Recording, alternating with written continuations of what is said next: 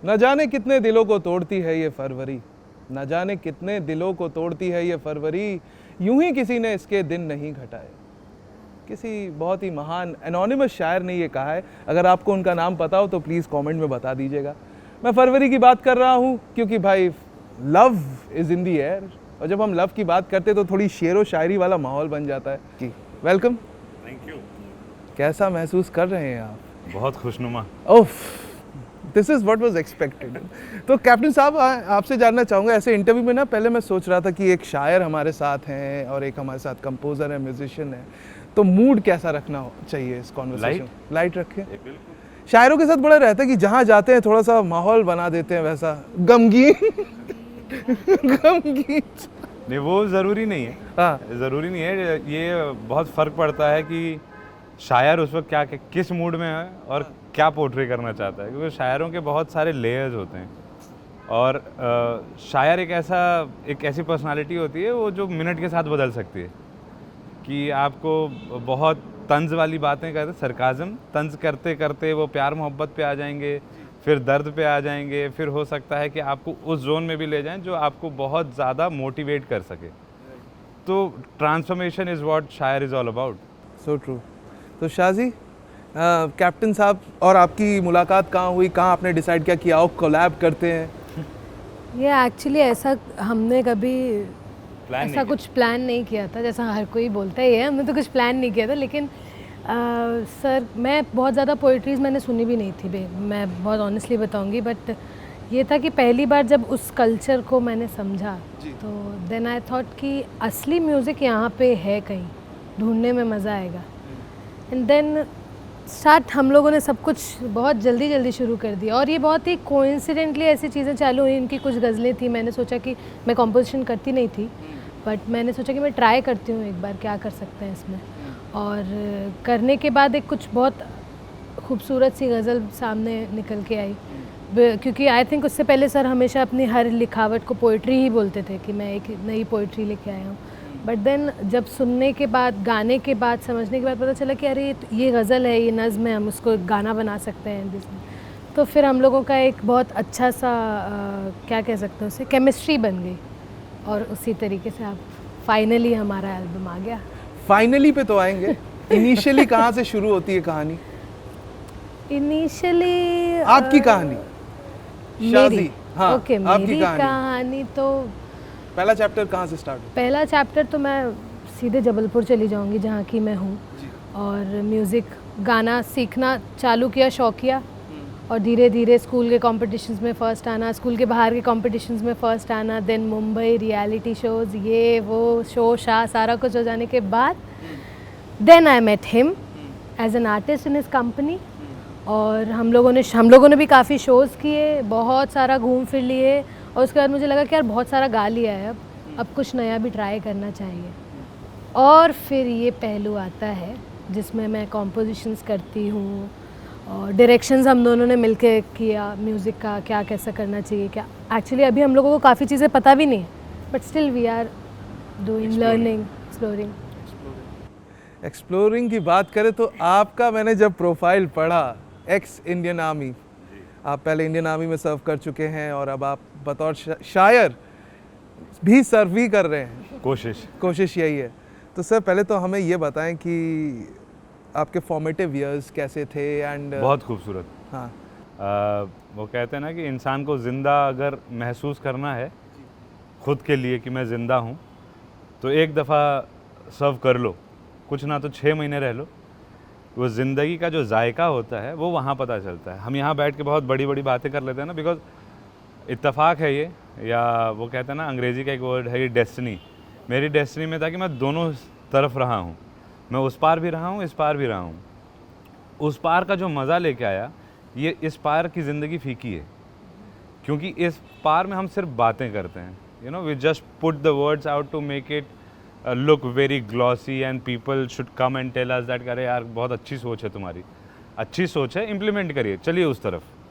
आप जब उधर जाते हैं तो आपको ज़िंदगी का मज़ा समझ में आता है कि आप -4 -5 में अपने दोस्तों के साथ बैठ के चाय पी रहे हैं। आपको पता है कि आपकी ज़िंदगी किसी भी वक्त ख़त्म हो सकती है, लेकिन आप उस ज़िंदगी को उस वक्त जी रहे होते हैं क्योंकि आपको सर्कमस्टांसेस पता हैं, तो वो मज़ा बड़ा अलग है। वो बहुत सारे लोग कहते हैं कि यार आर्मी में बहुत अच्छा खाना नहीं मिलता। भाई वो खा के देखो, तुमने शायद 5 स्टार होटल का खाना खाया होगा, लेकिन उसका जायका उससे बेहतर है। फिर जब हम इस तरफ आते हैं, इस तरफ की दुनिया बड़ी मगरूर है। वो कहते हैं ना कि इंसान के जहन में फितूर बहुत हैं और गुबार बहुत हैं, और गुबार अक्सर अपने आप को लेके सुपीरियरिटाइज करने का है कि मैं उससे बेहतर, मैं इससे बेहतर, मैं सबसे बेहतर। वो एक बहुत बड़ा डिफरेंस है, क्योंकि आप उस पार जब रहते हैं तो आप कुछ भी हैं, सब एक बराबर हैं। Which we talk about equality which is there on the other side. Absolutely. तो मुझे ये बताएं कि फ़ौज में थे आप जी। तो जब आप फ़ौज में थे तो उस समय भी लिखा करते थे क्या? बहुत कम, बट हाँ, मैंने एक्चुअली लिखना जो शुरू किया है वो एक शायर है मुनव्वर राना साहब। मेरी दिलचस्पी उनसे शुरू हुई, क्योंकि वो जो माँ के ऊपर लिखते हैं ना, मुझे नहीं लगता शायद वो गालिब हों, मीर तक़ी मीर हों या जॉन एलिया हों, वो सब कुछ लिख सकते हैं, लेकिन जो माँ के बारे में मुनव्वर राना साहब लिख सकते हैं वो कोई नहीं लिख पाया है और शायद न लिख भी नहीं पाएगा। ये मेरा अजम्पशन है।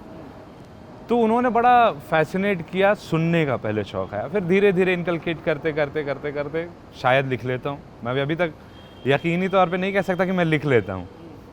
तो जब आप आर्मी में थे, आर्मी में आप कितने वक्त के लिए थे? मैं 5.5 साल था। 5.5 साल जी। तो फिर आपने डिसाइड किया ये जी, मैं एक स्पोर्ट्समैन हूँ। I used to play basketball for India, so I got recruited through sports quota. जी।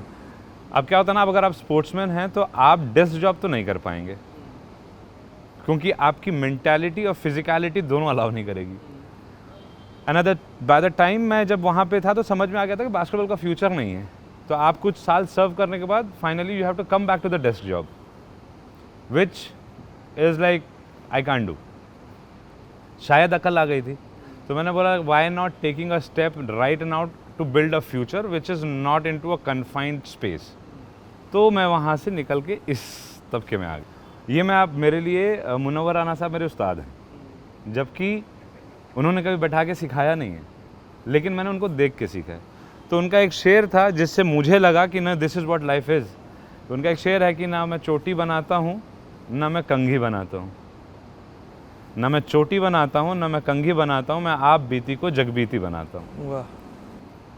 सो मेरी भी जो आप बीती है, जो खुद की नज़रों से दिख जाए, खुद पे जो बीती हो, कुछ अज्यूम कर ले कि ऐसा हुआ होगा, that is what writing is all about, assumptions, thoughts.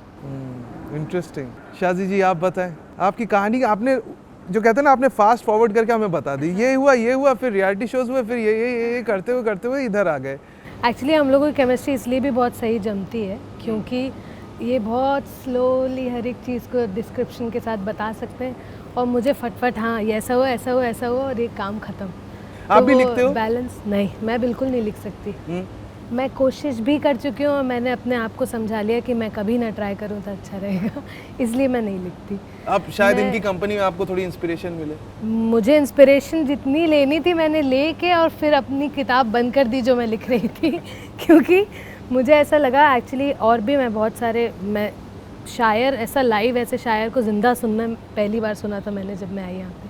And I thought एक सबका एक मेंटालिटी एक बना के आते हैं हमेशा मुंबई में कि मुंबई में सब भाग दौड़ वाली ज़िंदगी होगी, किसी को क्या पता होगा खबर क्या, ये सब ऐसे वाली। लेकिन जब मैं आई तो इतने सुकून से कोई बैठ के शायरी पढ़ रहा है, लोग सुन रहे हैं, वो वाला एटमॉस्फेयर देख के मेरे तो नेचर में ही नहीं था इतनी शांति रखना कभी।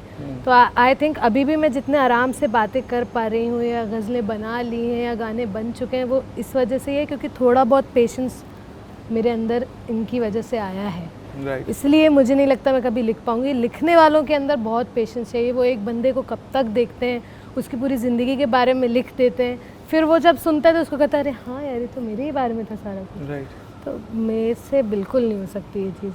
हालांकि सर जो लिखते हैं मुझे ऐसा लगता है कि अरे हाँ यही तो चाहती थी मैं कहना, लेकिन इतना ज़्यादा बोलना पड़ता है, मुझे पता समझा नहीं पाती फिर भी। कैप्टन आप ऑथर भी हो, राइट? अच्छा मुझे ये बताएं कि आज के दौर में ना सोशल मीडिया पे भी राइटर्स हम हर तरफ देखते हैं, मतलब लोग अपने छोटी छोटी स्टोरीज़ में भी बड़ी खूबसूरत सी ऑब्जर्वेशंस शेयर करते हैं। एंड कई मेरे ऐसे दोस्त हैं, आई एम श्योर, जो हमें सुन भी रहे हैं, उनमें कई ऐसे लोग होंगे जो दिल में कहीं एक छोटा सा राइटर लेके घूम रहे हैं। तो एक राइटर से ऑथर, ये जो जर्नी है, ये कैसे तय की जाती है? कुछ नहीं, फ़ोन उठाइए, पब्लिशर को फ़ोन करिए, प्रिंट हो जाएगा, यू आर एन ऑथर। बहुत आसान सफ़र है। सो दिक्कत ये है कि ये मेरा, again, it is absolute and absolute individual perception जी। और द पर्सपेक्टिव ऑफ लाइफ। वो ये है कि हमारे जो बड़े रहे हैं, मेरे बड़े भाई कह लें आप, या मेरे माता पिता कह लें, या मेरे दोस्त हैं जो मुझसे उम्र में बड़े हैं, वो लोग ना जो हमें सिखाते आए हैं उसमें आधी से ज़्यादा बातें झूठ हैं। जी। ये तो बहुत देर में रियलाइजेशन हुआ। पहले तो मैं फिर आई वाज लाइक हाँ क्या कह रहे हैं। हाँ बट आप ये बताइए कि आपने पढ़ाई कहाँ तक करी है? मैंने पोस्ट ग्रेजुएशन किया है। किस कौन से? जर्नलिज्म में। जी। आपने 10th क्लास में या 12th में ट्रिग्नोमेट्री पढ़ी थी? जी। मुझे ये बताइए, आज पूरे दिन में ट्रिग्नोमेट्री का फॉर्मूला कहाँ इस्तेमाल किया आपने? Good point. ठीक है, मैं उसके लिए बहुत पिटा हूँ, मतलब इतना पिटा हूँ कि आज तक बदन पे निशान हैं। भाई मुझे क्या फ़ायदा हुआ ट्रिग्नोमेट्री पढ़ के?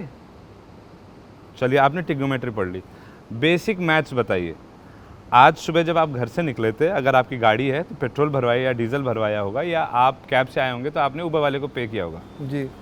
क्या आपने वो पे करते वक्त मैथ्स में मैथ्स का कैलकुलेशन किया कि मैं यहाँ से यहाँ जा रहा हूँ इतने किलोमीटर, पेट्रोल इतने किलोमीटर, टाइम इतना स्पेंड हुआ, इसका पर किलोमीटर मेरा कितना गया, और per second of travel cost is this much? Did you did that? नोप।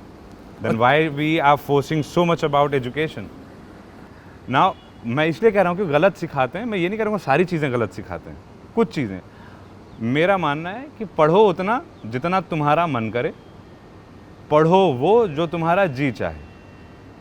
मुझे तो नहीं पढ़ना था और मैं पिटा हूँ, लेकिन 12वीं फेल होने के बाद मैंने कहा भैया पीट लो और 2 दिन, ठीक है, लेकिन अब मुझसे नहीं होगा। तो दिक्कत ये होती है कि when we start forcing anything on anybody, जैसे आपका मैं आपके सवाल पे ही आ रहा हूँ कि जो लोग छोटे छोटे शायरियाँ लिख रहे हैं, आप फोर्स मत करो। Don't force it that you want to be a writer. I have never done that. I never forced her to be a singer. She was a singer. I never forced her to be a composer. हमेशा ये करें, try करिए। बहुत ज़्यादा क्या होगा? Fail. वो तो पहले से नहीं थे ना हम। हाँ मतलब जब खोने को कुछ है ही नहीं तो फिर तो हम तो जीरो पे ही हैं। हाँ। अगर फेल होते हैं तो भी वही हैं, अगर पास हो गए तो we are taking a leap. तो for me, if you want to be a writer और a shayar, don't think that you want to be a shayar, you are a शायर। आपने 2 लफ्ज कहे, किसी को अच्छे लगे, भाई क्या बात है, हो गया शायर। शायर की डिग्री नहीं मिलती, मास्टर्स की मिलती है, पोस्ट ग्रेजुएशन की मिलती है जर्नलिज्म में, शायरी की नहीं मिलती। That is so true. अच्छा, तो हम शायरी की बात कर रहे हैं, हम म्यूज़िक की बात कर रहे हैं। अब शाजी आपसे शुरू करेंगे, फिर आपके पास आएंगे। जी बिल्कुल। तो आपके पास वक्त रहेगा सोचने के लिए। लेकिन शाजी को हम टाइम नहीं देंगे। नहीं, हम आपको बिल्कुल टाइम देंगे। आप हमें ये बताएं कि एक बहुत ही हिंदी में बोले तो ऐसा माना जाता है, ऐसा कहा जाता है, फिल्मों में भी इसको बड़ा प्रोपोगेट किया जाता है कि संगीत तब निकलता है जब दिल टूटता है, बकवास है। और जब तक आपके लाइफ में वो स्ट्रगल ना हो, वो पेन, वो दर्द ना हो, तब तक संगीत नहीं निकलता। तो आपकी लाइफ में वो क्या स्ट्रगल और पेन और दर्द था जिसकी वजह से आज आप एक संगीतकार हैं? मैं ये सच में बहुत बड़ा मिथ है। नो डाउट बहुत सारे लोगों को बहुत स्ट्रगल से गुजरना पड़ता है, but actually I don't think उसको एक स्ट्रगल नाम दे देना चाहिए।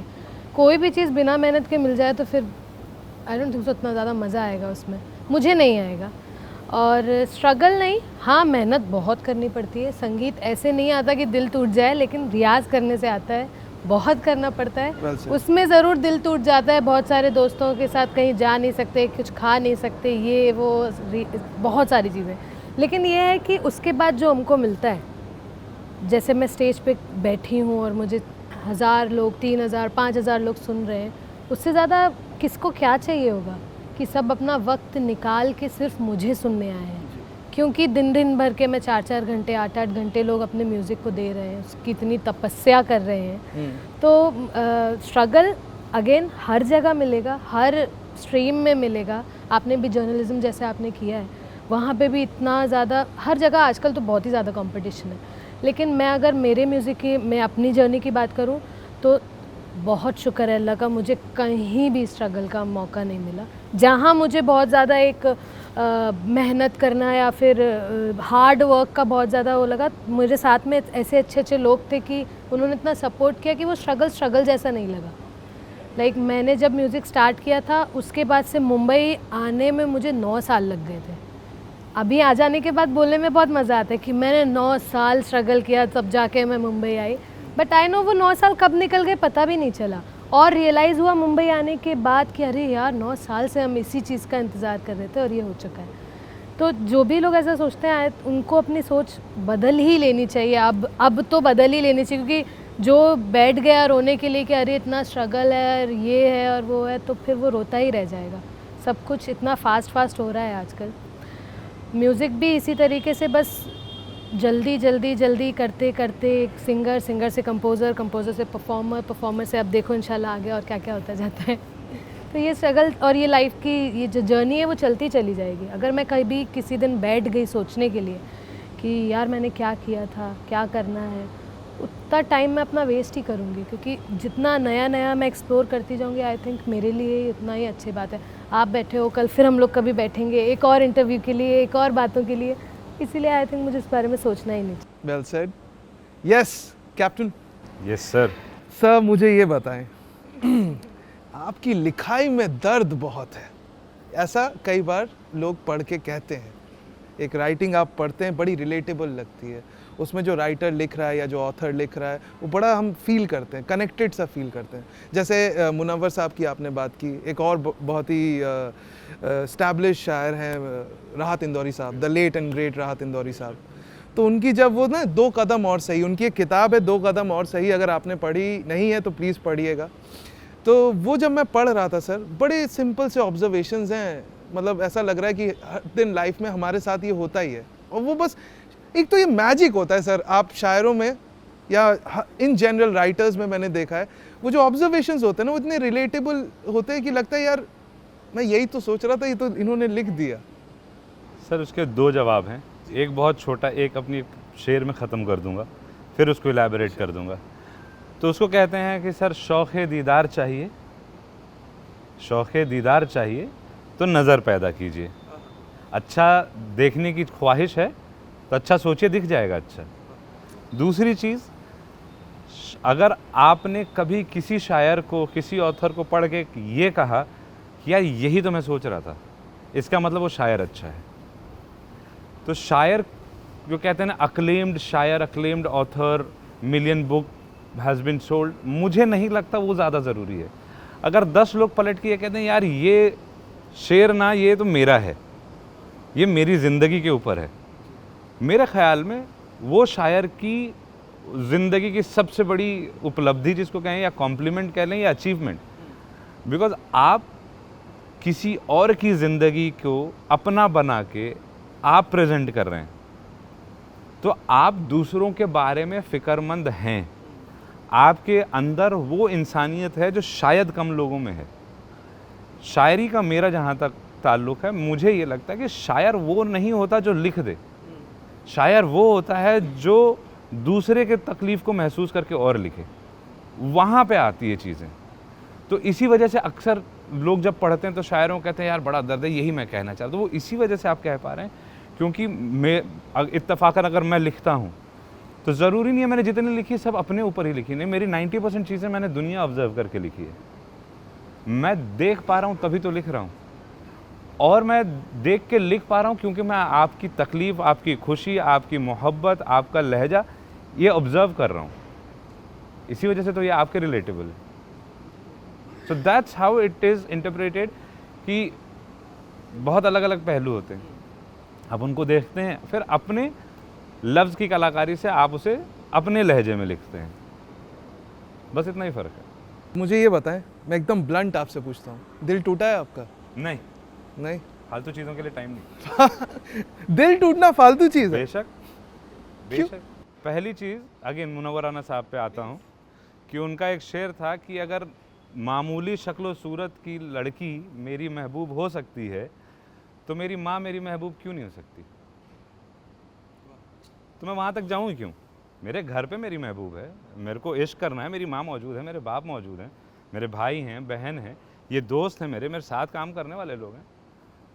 इश्क है क्या? प्लीज़ बताएं, ये मैं जेन्युइनली जानना चाहता हूँ। इश्क एक गुबार है। अब चलो इत्तेफाकन हम एक, ये अभी हम जहाँ बैठे हैं यहाँ आपको क्या दिख रहा है? आसमान, बिल्डिंग। अब मान लीजिए आपको वो, अगर वो हल्का सा बादल दिख रहा हो तो आप उसमें क्या देख पा रहे हैं? कुछ मतलब ऐसा लग रहा है हल्की सी रुई जैसी कुछ है जो हवा में तैर रही है। अब मेरे लिए मैं जो चाहूँ वो शक्ल उसमें देख सकता हूँ। अब मैं अपनी माँ को देख लूँ, अपनी छोटी बहन को देख लूँ, या अपने वालिद को देख लूँ, या नसीम भाई को देख लूँ, मैं किसी को भी देख सकता हूँ। ये होता है गुबार। गुबार जो किसी कोई चीज़ को तसव्वुर कर ले, जो देख ले। कहते हैं ना बहुत लोग अंग्रेजी में एक वर्ड कहते हैं blind, love is blind. No, love has eyes, it's just that you don't want to see it. The moment you start living that moment with anybody, it's not necessary the love is about only mother or only a girlfriend or wife. It can be with your pet. How a pet can give you a love back? Because you are giving everything to that pet or a person. तो ये गुबार है, ये एक शौक़ है, ये एक सोच है कि यार ये इंसान मुझे बहुत प्यार करता है, जबकि वो नफ़रत करता है, लेकिन आपने सोच रखा है कि वो प्यार करता है, तो आपका लहजा, आपका तरीका, आपका रवैया उसकी तरह बड़ा नरम होता है। That is what love is all about.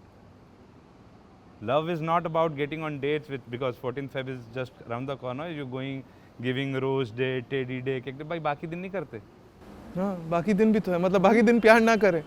It's like mother's day पे माँ को याद कर रहे हैं, बाकी दिनों पे माँ को भूल जाए। आपने बीच में सोशल मीडिया का जिक्र किया था। So I am on social media, but उतना ही हूँ जितना होना चाहिए। 2 महीने में एक पोस्ट मेरी ज़िंदगी में उतनी ज़रूरी है जितना मुझे वॉशरूम ज़्यादा ज़रूरी लगता है जाना। So my relevance to my poetry और माई सोशल मीडिया,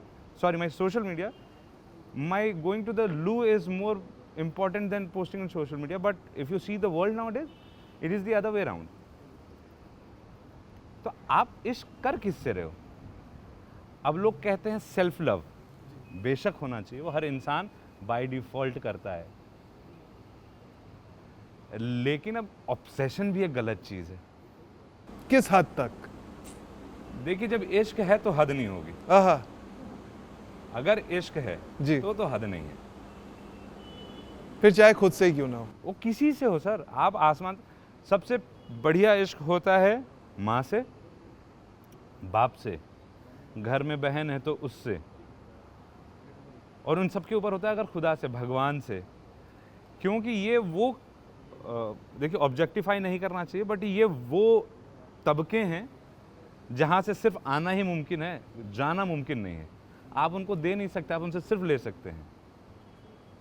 एक तरफा मोहब्बत माँ सिर्फ अपनी औलाद से कर सकती है, खुदा अपने बंदों से कर सकता है। इंसान की हैसियत ही नहीं है कि वो एक तरफा मोहब्बत कर भी पाए,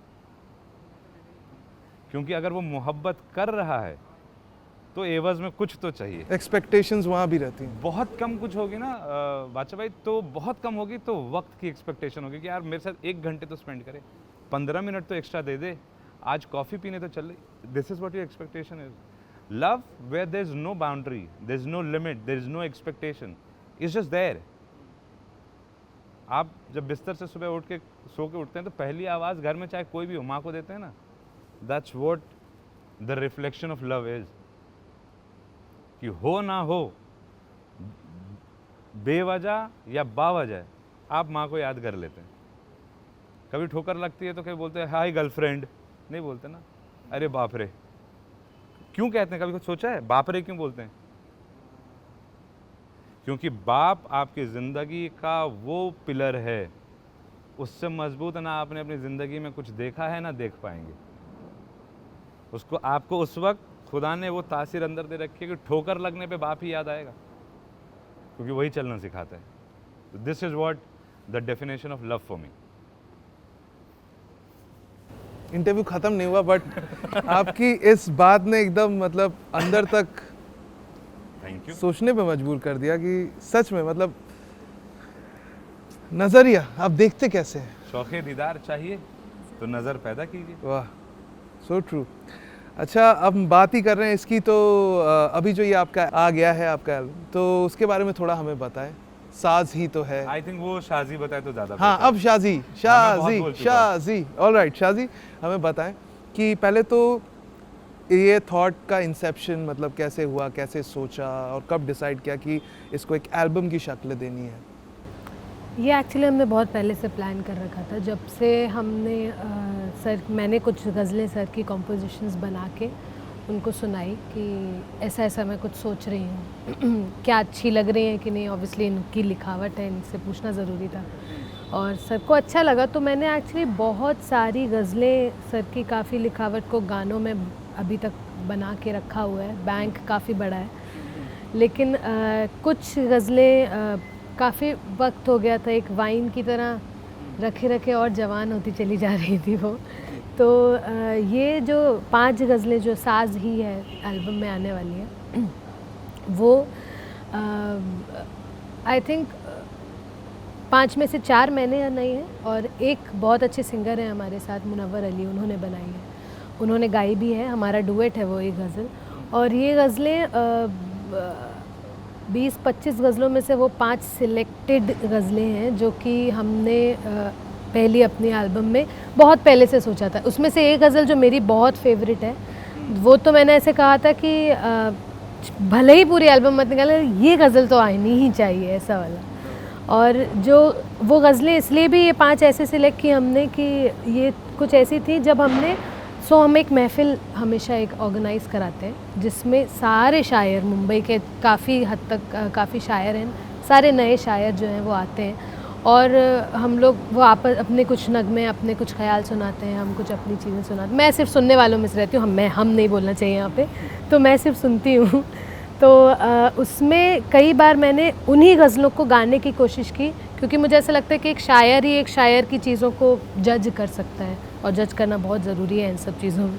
तो मैंने ये गज़लें काफ़ी गज़लें गाई उनके सामने और इन गज़लों की एक जो रिएक्शन जो मुझे मिला, फीडबैक जो मुझे मिला, वो इतना अच्छा था और वो काफ़ी साधारण भाषा में था। जैसा कि लोग समझते हैं ना कि शायर इतनी भारी भारी उर्दू बोल देते हैं कि कुछ समझ में ही नहीं आता है, सिर्फ हमको वहाँ सिर्फ वर्ड की वजह से वहाँ बोलना पड़ता है, पता नहीं क्या बोला उन्होंने। लेकिन कई बार एक्चुअली मैंने भी ये किया है ऑनेस्टली कि शायर ने पता नहीं कुछ तो भी बोला, लेकिन सब आह कर रहे हैं तो कर दो, अभी होगा कुछ तो होगा बहुत अच्छा। तो बट वो जो गज़लें थी ना, जो स्पेशली जो मेरी बहुत फेवरेट है, मैं सिर्फ 2 लाइन आपको बताती हूँ। वही किस्सा पुराना चल रहा है, खफा होना मनाना चल रहा है, मैं तेरे पीछे पीछे चल रहा हूँ, मेरे पीछे ज़माना चल रहा है।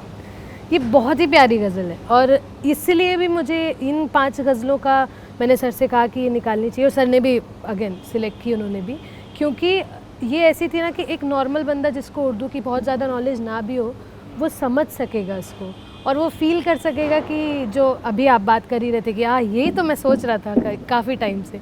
तो इसलिए ये 5 गज़लें जो हम निकाल रहे हैं वो सबको आई नॉट से कि आई होप पसंद आएगी, आई नो सबको पसंद आएगी जो गज़ल सुनना पसंद करते हैं।